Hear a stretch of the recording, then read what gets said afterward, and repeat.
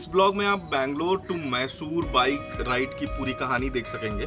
मैंने बैंगलोर से bike rent पर ली थी।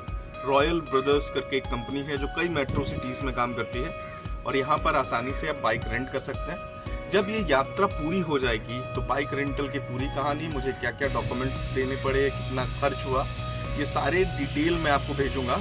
लेकिन बाइक हायर करके जैसे ही मैं यात्रा के लिए निकला हूँ और सबसे पहले मैंने पेट्रोल भराया है, उसके बाद से ये कहानी शुरू होती है।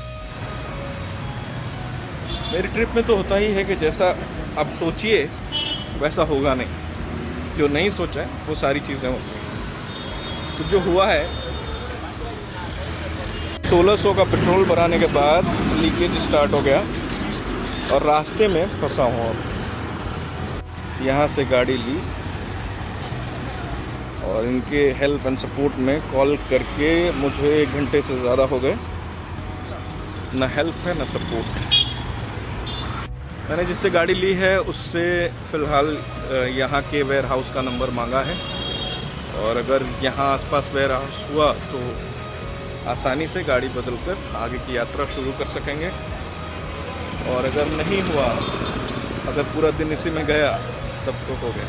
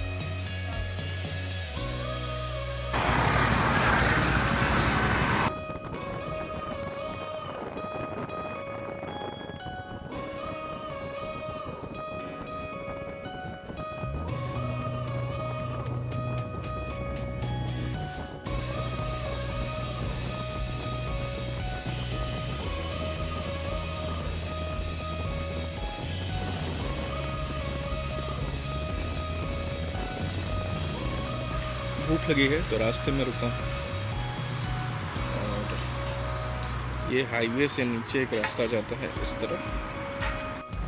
SLV स्टोर के नाम से ये दुकान है और यहाँ खाना ऑर्डर किया है मैंने, साधारण।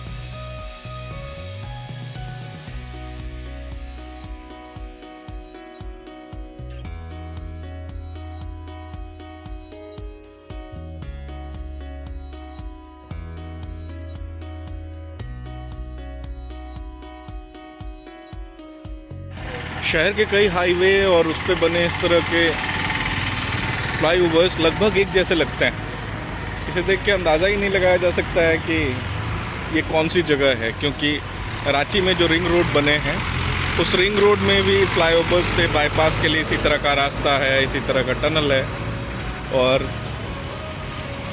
सब लगभग एक ही जैसे। कई शहरों से ये मिलते होंगे, लेकिन क्या आप अंदाज़ा लगा सकते हैं ये बैंगलोर से मैसूर के रास्ते पर कहीं बीच में इस होटल में मैंने खाना खाया है और 60 रुपये में मुझे 2 रोटी, सांभर, चटनी सब मिले हैं।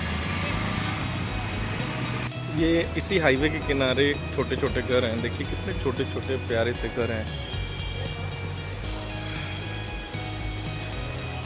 बहुत छोटे छोटे घर।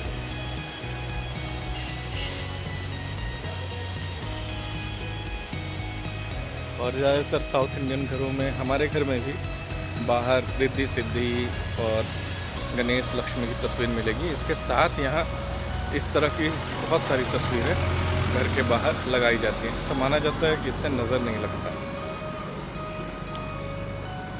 सारे जगहों पर, लगभग सभी जगहों पर, कई जगहों पर आपको इस तरह के पोस्टर नज़र आ जाएंगे।